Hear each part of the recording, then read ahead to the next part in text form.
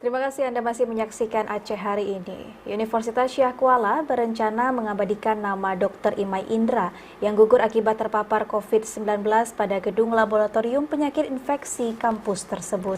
Pengabadian itu juga merupakan bentuk penghargaan atas dedikasi almarhum di bidang kesehatan, khususnya membantu penanganan COVID-19. Gagasan menambahkan nama Dr. Imai Indra pada gedung pusat pemeriksaan sampel tes swab atau PCR, disampaikan Rektor Unsyah Profesor Dr. Insinyur Samsul Rizal. Wacana ini didasari karena almarhum juga dosen di kampus kebanggaan masyarakat Aceh Unsyah. Penambahan juga bentuk penghargaan atas dedikasi almarhum di bidang kesehatan, khususnya membantu penanganan pasien COVID-19, serta dedikasinya di bidang pendidikan.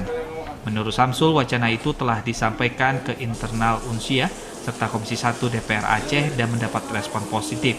Samsul mengatakan penambahan nama tertentu pada fasilitas di kampus tersebut kerap dilakukan untuk menghargai jasa-jasa mereka khususnya di bidang pendidikan.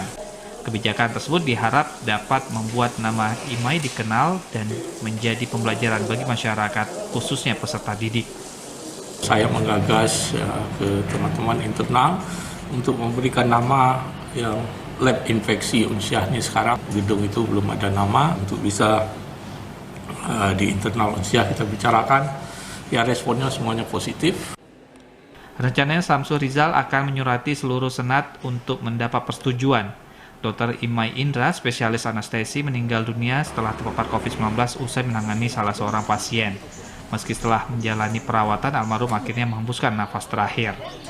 Dari Aceh Besar, Arman Konadi, TVRI Aceh melaporkan.